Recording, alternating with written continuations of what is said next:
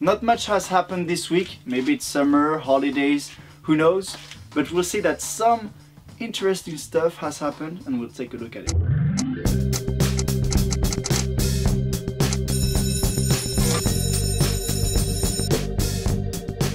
If it's your first time here, I'm Max, and at Crypto School we are investors and cryptocurrency believers, and we want to teach you all about them in an easy to understand way. So if you're interested, consider subscribing.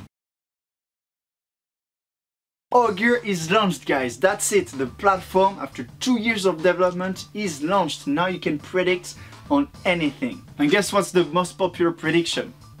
FIFA World Cup, obviously. I talked about Augur in a previous video on blockchain applications, so if you want to know more about it, you should check it out. Now let's talk a bit about Ripple, as always.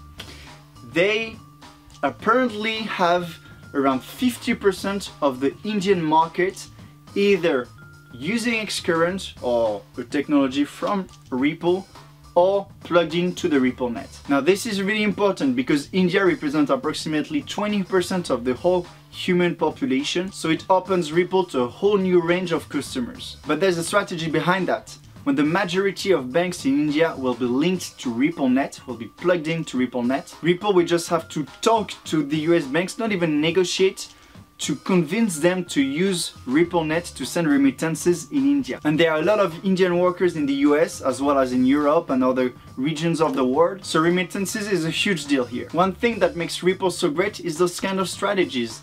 They're doing the same thing with Xcurrent and Xrapid. First proposing Xcurrent to institutions so that they can propose something even better afterwards. We have something great too for Litecoin as well as TokenPay.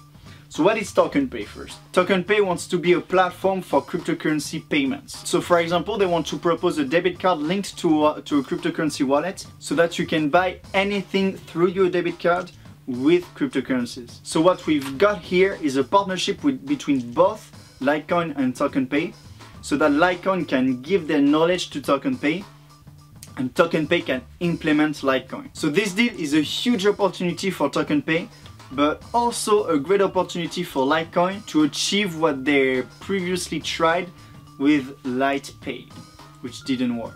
We'll put a link in the description to a video so that you can learn more in details about this partnership. Vechain has got some serious competition out there. Waltonchain, which is working on the supply chain management just as Vechain does, has unveiled a new product to track high-end clothing. So they are making progress in their project. But let's not forget, in the defense of Vechain, that Vechain is transitioning from the Ethereum blockchain to their own blockchain, the Vechain blockchain, while Waltonchain is still on the Ethereum blockchain, so they are a few steps behind. Now back to Ripple. There's been some change in the staff. For example, David Schwartz has been promoted to a higher position. Ripple also hired Van Dyke, which worked with MasterCard before working with Facebook as the Global Director of Financial Services. So this is good for two things. The first one being, of course, as always, that Ripple is taking the best out there in the world from other companies. Now the second thing is that it creates a link between Ripple and Facebook.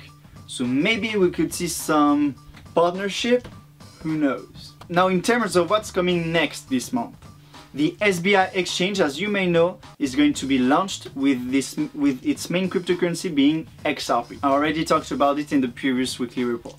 Now the second thing is that Binance, by the end of July, is going to buy a certain amount of Binance coin and burn them, increasing the price. And the third, and certainly not the least, Tron is going to unveil their secret project. They talked about the secret project, we don't know what it is, but we'll see by the end of July. The problem here is that I think Justin Sun, the CEO of Tron, is always overdoing things. I mean, calling things like the mainnet launch like Independence Day. That was the Independence Day for Tron, okay, but this name is here to build hype. And that's not something I'm personally looking for when I'm investing in a project. I think on the contrary, it's bad. And I'm sure here the secret project is not as huge as the name suggests. But again, I might be wrong. So that's it for this weekly report, guys. I hope you enjoyed the content. If you did, please like, share and subscribe. And I'll see you in the next one.